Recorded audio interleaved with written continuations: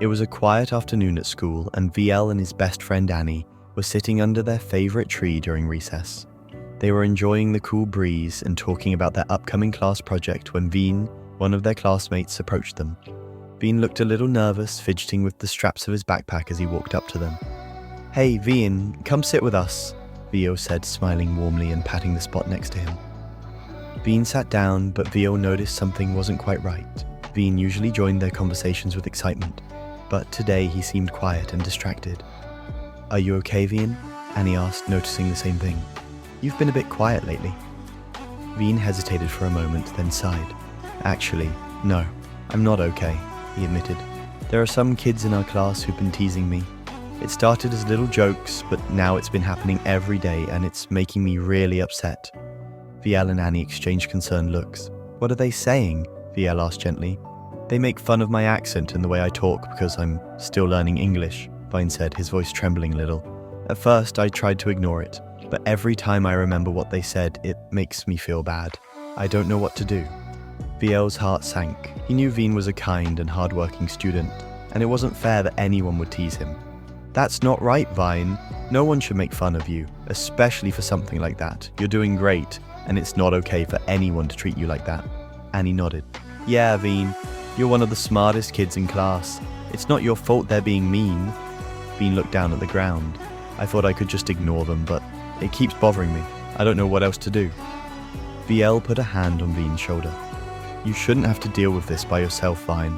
It's important to tell our teacher. Keeping it to yourself won't make it go away. If you tell someone, they can help stop it." Vihn looked uncertain. "But what if they tease me more for telling on them?" "That's not going to happen," Vyelle said firmly. "It's not tattling. Bullying is serious, and our teacher will help make sure it stops. You don't have to be afraid to speak up," Annie added.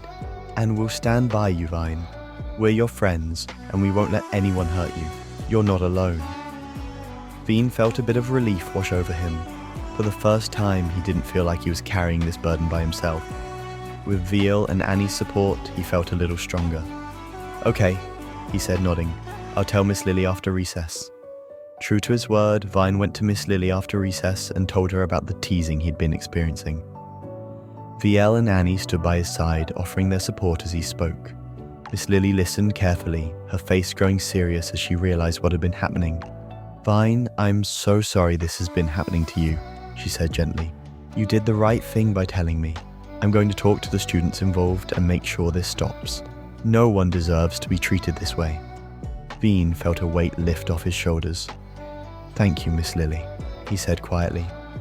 Miss Lily smiled at him, and "Thank you, Vyelle and Annie, for supporting your friend. Standing up for others is one of the most important things we can do." After school, Vihn, Vyelle and Annie walked home together.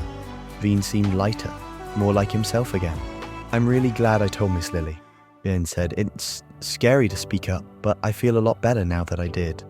"I'm proud of you, Vihn," Vyelle said. "It's not easy to speak up, but you did the right thing.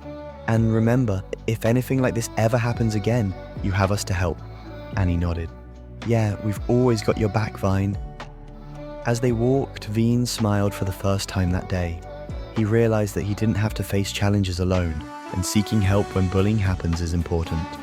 By telling Miss Lily about the teasing, he took a brave step toward making the situation better. With Vyelle and Annie's support, Vihn understood that he didn't have to face problems alone, and that standing up for yourself and others is a kind and responsible way to handle bullying.